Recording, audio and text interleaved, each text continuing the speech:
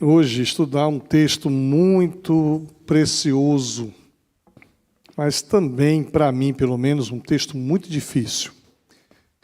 Você já se aproximou de Deus sabendo que você não merece sequer estar na presença dEle.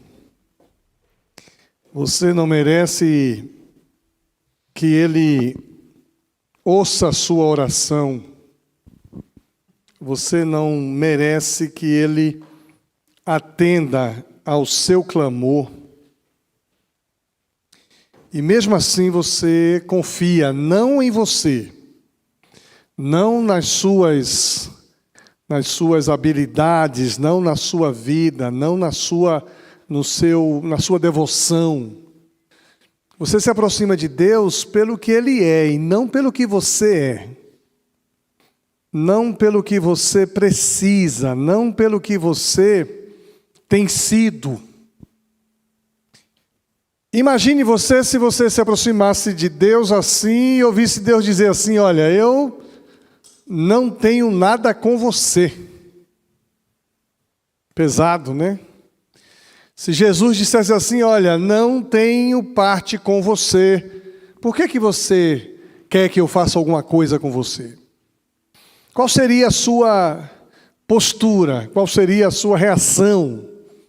Eu penso que quem não tem uma emoção saudável entra em parafuso.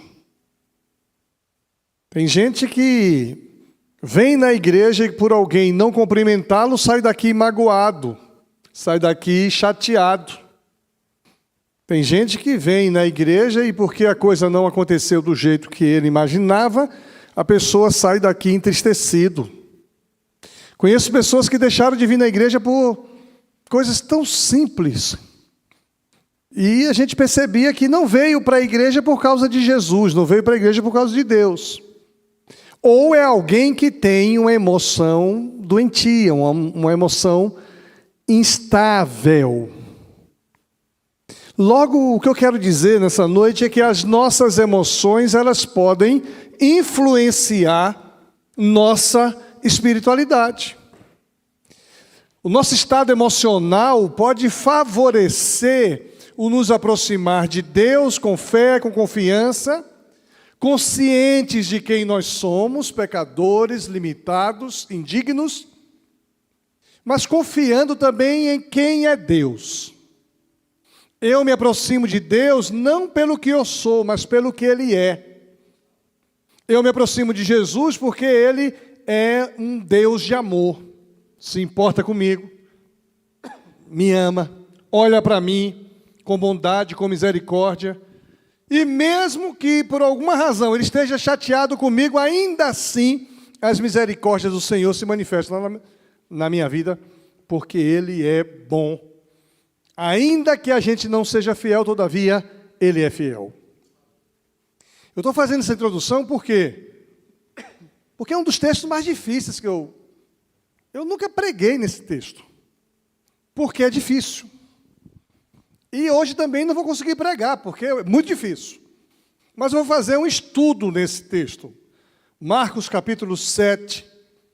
Nós vamos ver aqui um Jesus humano, a humanidade de Jesus, onde ele trata uma mulher com um tratamento totalmente diferente do que ele costumava tratar as pessoas que o procuravam, que queriam bem a ele.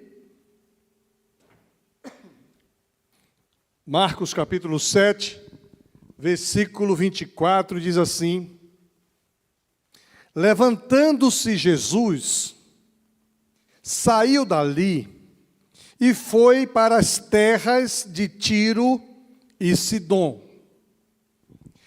Tendo entrado numa casa, não queria que ninguém soubesse onde ele estava. Jesus não quer ser percebido. Jesus não quer ser incomodado. Jesus não quer que as pessoas saibam que Ele está ali. E a gente já estudou o que significa Tiro, Sidom, uma região gentílica, considerada pelos judeus indigna do Messias. Os gentios eram considerados pessoas não amadas por Deus na concepção judaica. E Jesus vai exatamente para esse lugar, que é um lugar mal visto pelos judeus, mas ele não quer ser percebido. Ele não quer que ninguém saiba que ele estava ali. No entanto, não podia ocultar-se. E eu pergunto, será que ele não podia ocultar-se? Ele tem todo o poder. Ele não queria que ninguém soubesse que ele estava ali, mas não podia ocultar-se.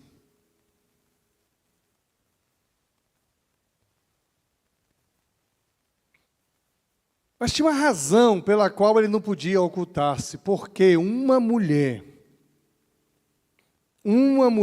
cuja filhinha estava possuída de espírito imundo, logo ouviu falar a respeito de Jesus. E aqui a gente vê a importância de falar sobre Jesus. Às vezes a gente tem constrangimento de falar de Jesus e a gente não sabe o impacto disso. Quando a gente fala de Jesus na nossa mídia, na nossa rede social, na nossa escola, no nosso trabalho, na vizinhança, a gente não faz ideia do alcance do falar de Jesus.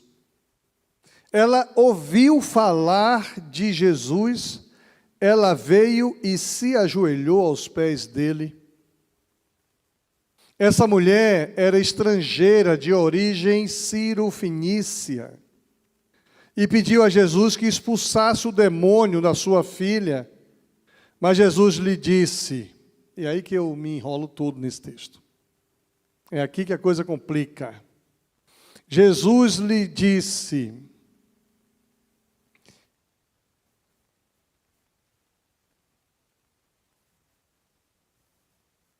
deixe primeiro que os filhos se fartem, porque não é correto pegar o pão dos filhos e jogá-los aos cachorrinhos. Aqui parece que Jesus está xingando a mulher. Ainda que seja carinhosamente, né, cachorrinho. Quando alguém olha para você assim, sua bobinha, a gente não gosta. Quando alguém olha para mim e diz, coitadinho dele. Eu falei, coitadinho o quê? Não gosto. Fico bravo, meu. Tolinho. Está tirando onda com a minha cara. Essa mulher desesperada, uma filhinha atormentada, possessa de espírito imundo, cheia de demônios. Essa mulher vai a Jesus, se joga humildemente aos pés de Jesus.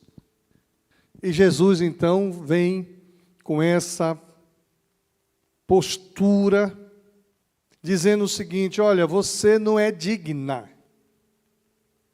Você não é digna, deixa primeiro que os filhos se fartem, porque não é correto pegar o pão dos filhos e jogá-lo aos cachorrinhos. E aí, essa mulher traz para nós uma afirmação de uma pessoa emocionalmente saudável, estável. Ela poderia aqui se abater, fugir, amaldiçoar Jesus, ou até mesmo se encurvar e chorar, se sentindo uma pessoa mais humilhada. Ela tem uma espiritualidade estável e ela chega assim, a mulher respondeu a ele, Senhor, ela entra em sintonia com Jesus. Senhor, os cachorrinhos debaixo da mesa comem das migalhas das crianças. Então Jesus disse à mulher, por causa desta palavra, você pode ir. O demônio já saiu da sua filha. E aqui a gente vai ver uma postura de uma adoradora emocionalmente saudável. Ela não questionou, ela insistiu. Em outros relatos, esse mesmo texto, os discípulos repreendem a mulher. Em outro relato desse texto, os discípulos mandam dispensar essa mulher, mandam embora essa mulher. Aqui no relato de Marcos, é claro que essa mulher demonstra confiança. Por causa desta tua palavra, você pode ir. Ela não disse assim, filha, tua fé é grande.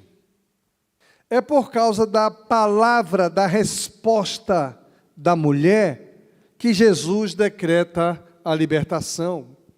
E quando a mulher voltou para casa, achou a menina sobre a cama, pois o demônio tinha saído da menina. O que me intriga nesse texto é exatamente a maneira com que Jesus trata essa mulher. A maneira com que Jesus trata essa mulher.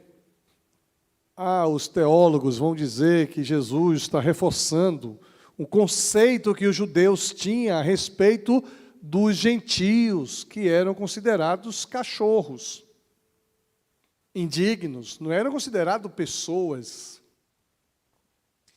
Mas se os judeus consideravam os gentios assim, é estranho a gente entender que Jesus está chamando aquela mulher de cachorrinha. Complicado. Mas eu olho para essa mulher, e já falei mais de uma vez, ela demonstra ter uma emoção saudável. Quando nós temos nossas emoções equilibradas, a maneira com que nós enxergamos os desafios, os obstáculos, é uma maneira diferente. Quando a gente não está bem emocionalmente, os obstáculos exercem sobre nós uma influência muito negativa. As dificuldades, elas exercem sobre nós uma força limitadora, uma força debilitadora. Oferecem sobre nós uma atmosfera doentia, uma atmosfera que não permite que nós possamos reagir. Obrigado, José. Você vai receber um galardão dobrado, que você trouxe logo 2. E essa mulher tem que enfrentar alguns obstáculos aqui, gente. O principal obstáculo seria, talvez, a doença da sua filha. E para uma mãe, eu faço ideia, uma mãe prefere ela adoecer do que ver a filha doente. Um avô, viu, Nilson? Durão, assim, prefere isso do que ver uma netinha doente, prefere ele adoecer. E o primeiro desafio que essa mulher tem que enfrentar é o de ver uma filha doente. Estava horrivelmente endemoniada. Mateus, no capítulo 15, versículo 22, vai dizer que ela estava horrivelmente endemoniada. Dificilmente uma mãe largaria uma filha se batendo, se debruçando contra as paredes, para ir buscar, porque ela vai ficar do lado protegendo a filha. O estado da menina era tal que a mãe clamava angustiada, em Mateus 15, 22, outro relato desse texto. Estava angustiada e ela clamava. Primeiro desafio, o que acontece dentro de casa, o que acontece com as pessoas com quem a gente mais ama, o que acontece com as pessoas indefesas. Se nós não estamos emocionalmente saudáveis, a gente fica torto, paralisado, depressivo, deprimido. Um outro obstáculo, um outro desafio é a oposição dos discípulos de Jesus. Lá em Mateus 15, 23, diz assim: e os seus discípulos, aproximando-se, rogaram-lhe, despede-a, pois vem chorando atrás de nós. E ninguém gosta de alguém chorando atrás da gente. Eu tenho uma lembrança não muito positiva de um irmão meu que queria andar com a gente. Complicado isso, viu? Lá em casa, vocês já sabem como a gente era, então, Manassés, Ilquias, Esdras, Jonatas, Neemias e Ricardo Filho. E eu e Manassés eram em dupla. Manassés e Ilquias, os mais velhos. A gente fazia um bocado de coisa que não devia, ia para um bocado de lugar que não era para ir, e que não ficava bem, vinha um menino pequeno atrás da gente. E tinha um dos meus irmãos mais novos, não vou dizer quem é, que ele queria, porque queria andar com a gente. E aí, gente, era um negócio cruel. A gente ia para onde a gente ia, não vou dizer aqui para onde a gente ia, e ele ia atrás. E a gente dizia assim, fulano, vá para casa. E ele ficava parado assim, olhando para a gente. Aí a gente dava uma andada assim de 10 metros. Aí a gente dava um passo, ele dava um passo. A gente dava 2 passos, ele dava 2 passos. A gente parava, ele parava. A gente voltava aqui. Vá para casa. Se você não for, eu vou te dar um cascudo. Sabe o que é cascudo, Mel? Fecha o dedo assim, ó. E ele ficava assim. Volta para casa, fulano. Não volto. Ele ficava calado, não dizia nada. A gente vai andar. Se você andar, eu vou te dar um cascudo. Aí a gente andava, quando chegava no lugar que a gente estava, quando ele parou, a gente dava um passo, ele dava um passo. Ele dava 2 passos, ele dava 2 passos. A gente voltava lá, Nilson, não vou dizer quem é que dava o cascudo, e pá! Crueldade. Oh, Deus. Aí dava um cascudo, ele aguentava firme, a gente continuava, ele continuava. A gente voltava e dava 2 cascudos. Tem que pedir perdão a esse rapaz. Ele chorava, gente. Calado, chorava, caía lágrima aqui, ó. E o cara era teimoso.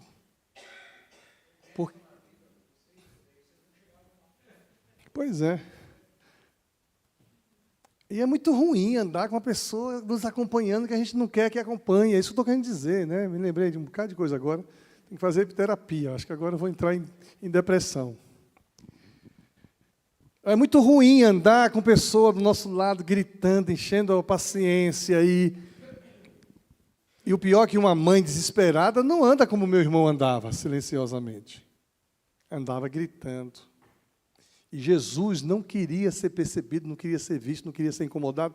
Então essa mulher tem que enfrentar o desafio de uma filha doente, horrivelmente endemoniada, o desafio da oposição dos discípulos, mandando que Jesus dispensasse aquela mulher.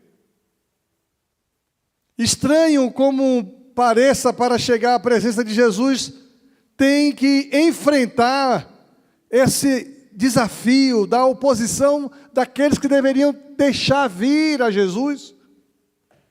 É como se alguém quisesse vir a Jesus e o nosso comportamento como discípulos de Jesus afastasse essas pessoas. É como se a nossa postura como discípulos de Jesus, ó, não entra. Vamos fechar a porta da igreja para não entrar ninguém aqui. Pessoas que precisam de Jesus. Isso me preocupa porque tem muita gente dizendo-se cristãos que escandalizam, que afastam. Pessoas que pecam abertamente, assumem uma vida de pecado e dizem que é cristão. E eu já ouvi gente dizer assim, ser crente como fulano, Deus me livre.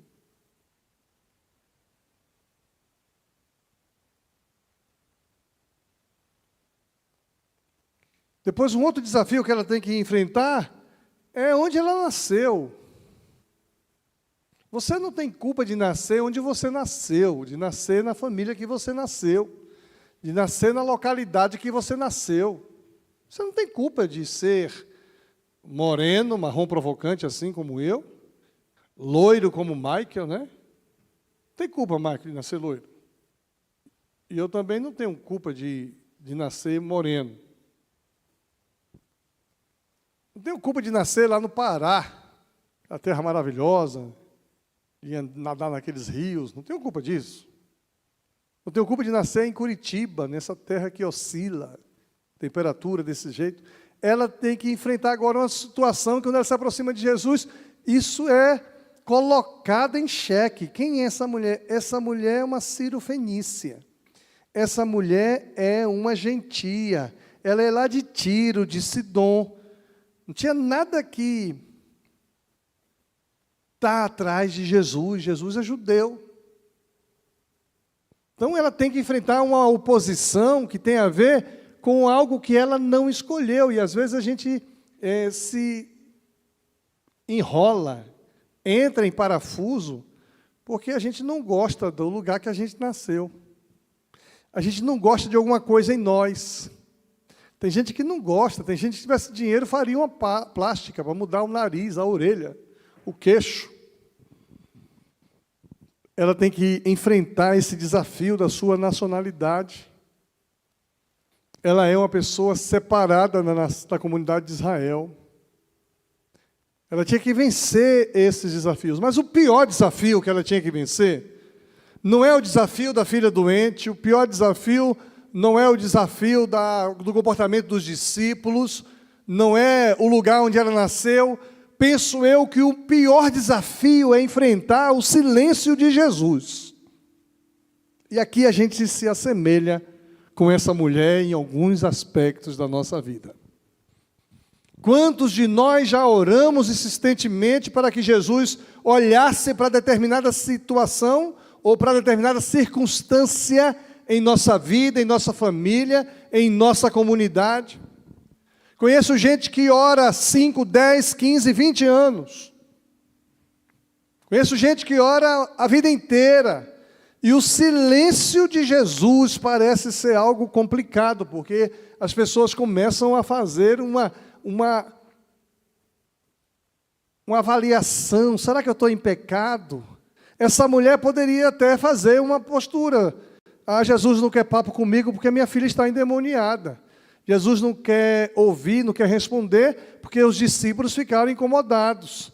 Jesus não quer responder porque não sou judia, eu sou cirofenícia, eu sou uma pessoa que os judeus não olham com amor.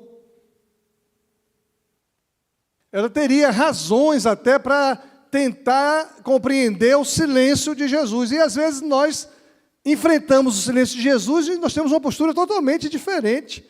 Nós somos salvos, filhos de Deus, criados na igreja, somos dizimistas fiéis, damos bom testemunho, somos crentes verdadeiros, buscamos a Deus com dedicação, mas o silêncio de Jesus nos incomoda. Como nos oprime quando Deus não responde. Essa mulher experimenta esse silêncio. E quando ele abre a boca, a palavra que vem é uma palavra de enxotamento. É uma palavra dura. Uma palavra que contraria o seu pedido. Alguns de nós ficamos incomodados pelo silêncio de Jesus. Imagine se nós ouvíssemos de Jesus: olha, não vou dar nada para você, não vou tirar o pão da mesa para dar para cachorrinho. Agressivo demais. Agressivo demais. Eu tentei ver alguns comentários sobre isso, nenhuma posição deles me agradou. Não gostei. Peguei alguns aí, renomados, mas nenhuma deles me trouxe, porque a minha perspectiva, até por causa da campanha que a gente está encerrando, espiritualidade emocionalmente saudável, correspondeu. Porque eu olho para a vida dessa mulher e vejo uma mulher emocionalmente saudável. E vejo nessa mulher uma espiritualidade saudável. Logo, eu começo a concluir que ter uma espiritualidade emocionalmente saudável não nos livra de sabores. Não nos livra das aflições, que Jesus disse: no mundo tereis aflições. Tem gente que vive uma espiritualidade emocionalmente saudável, mas tem que enfrentar tribulações. E Jesus disse: no mundo tereis. E a pessoa não fica se perguntando, se questionando. Uma espiritualidade emocionalmente saudável não nos livra de dissabores.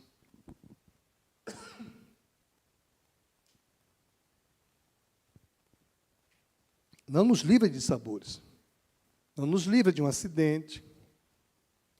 Não nos livra de perder o emprego. Não nos livra que o nosso carro quebre. Entendeu? Não nos livra que o pneu fure. Não nos livra de virar o pé lá no alto da montanha. Mas a postura de um cristão emocionalmente saudável toca o coração de Deus. A postura de um cristão espiritualmente saudável comove o coração de Deus. Toca, seduz, atrai a graça, o olhar, a bondade. A Bíblia diz que a oração do justo pode muito em seus efeitos.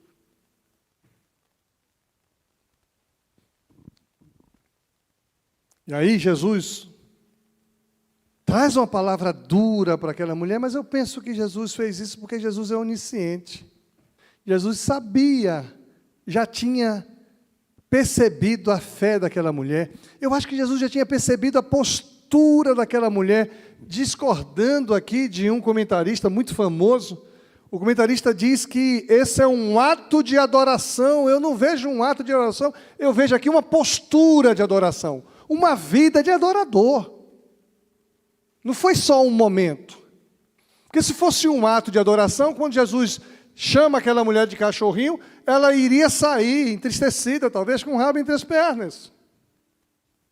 Mas ela tinha uma postura de adoração e não ia ser uma palavra enviesada que iria afetar quem tem uma postura, uma vida de adoração, porque os olhos do Senhor estão à procura de adoradores que o adoram em espírito e em verdade. Jesus sabia que a postura daquela mulher era uma postura de adoradora, que ela adorava a Deus em espírito e em verdade.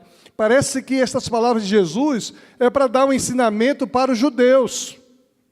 Parece que essa palavra de Jesus, dura desse jeito, era para dar um ensinamento para a gente, que é cheio de mimimi, de dodói. A gente que se magoa com muita facilidade com um bocado de coisa. As palavras de Jesus, que pareciam duras contra o seu pedido, no início Jesus não queria ser visto, depois Jesus não queria socorrer aquela mulher, depois Jesus argumenta dizendo que ele não veio para as ovelhas perdidas.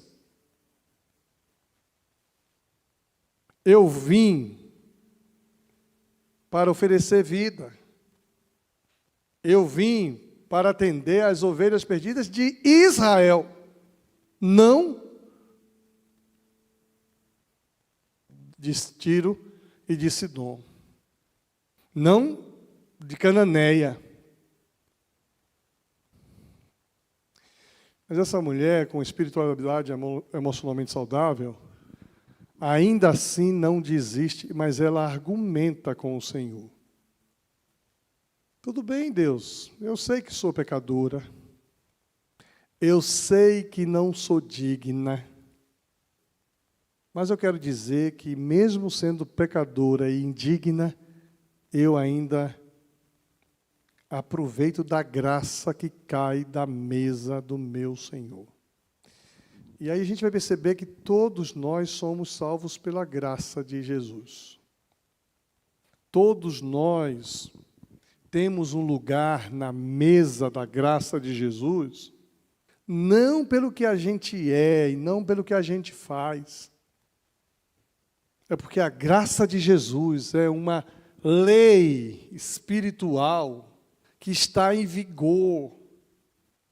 Da primeira vinda de Jesus até a segunda vinda de Jesus, quando ele vier nas nuvens e todos os olhos virem, todo olho verá, todo joelho se dobrará, é a era da graça, é a dispensação da graça.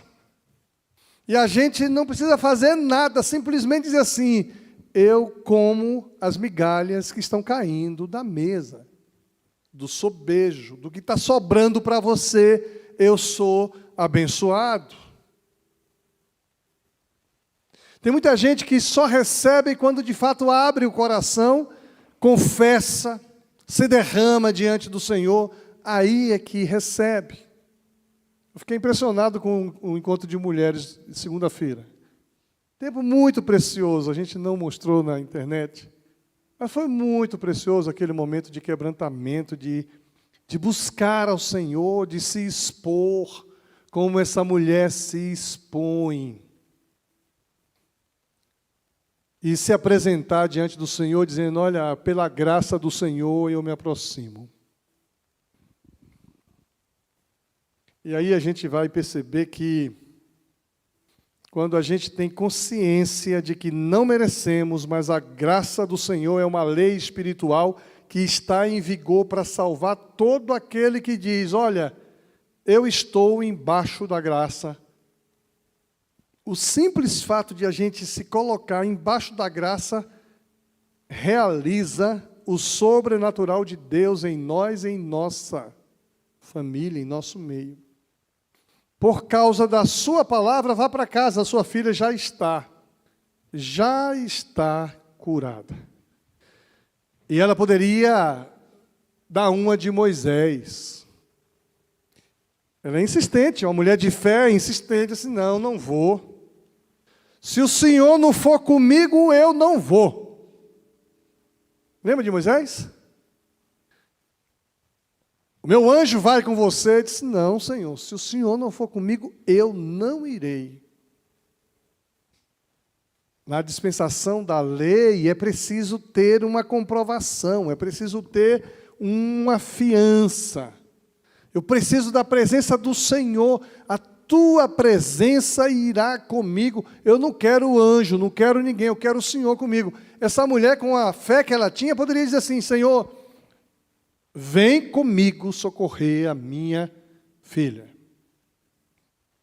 Mas quando ela ouviu, da mesma boca que veio o insulto, da mesma boca que veio o descaso, veio a afirmação de que por causa da sua palavra, a sua filha já está curada, vá para casa. Ela parou de insistir, parou de reclamar, porque ela percebeu e confiou. Por isso que eu vejo na postura dessa mulher, uma postura de alguém espiritualmente, emocionalmente saudável. Ela não se abate pelas circunstâncias. Eu vejo na postura dessa mulher uma postura de adoração. Aquela adoração que, a despeito do que nos acontece no dia a dia, do que nos acontece no caminho, a gente continua adorando, nos apresentando diante de Deus, suplicando ao Senhor, dizendo, olha, eu vivo na dispensação da graça, e essa dispensação da graça é suficiente para mim. E eu vejo na postura dessa mulher, uma confiança, uma fé dada pelo Espírito Santo de Deus. Ela agora não resmunga mais. Ela vai para casa, certa de que a palavra do Senhor se cumpriu. O que é que a gente aprende desse texto para a gente aplicar para a nossa vida? Será que você é uma pessoa emocionalmente saudável ou existem áreas na sua emoção que precisa de tratamento, de acompanhamento, de cuidado, de zelo? É bom cuidar se existem áreas na minha vida emocional que precisa de ajuste, porque ficar dando cascudo no menino é um negócio muito complicado, ainda mais ser confessado publicamente. Tem que tratar. Porque se eu tenho uma emoção estável, a minha espiritualidade, ela será também estável, independente das circunstâncias, das minhas origens, dos meus pecados, das minhas indignidades, porque a espiritualidade emocionalmente saudável faz com que eu compreenda a dispensação da graça que está sobre mim, que está sobre a terra, que está sobre a humanidade nesse momento. As migalhas vão cair. E quando as migalhas caírem, vão alimentar os cachorrinhos. Eu vou para casa na certeza de que a graça do Senhor está sobre mim, sobre a minha família, sobre a minha casa, sobre os meus. Eu creio nisso.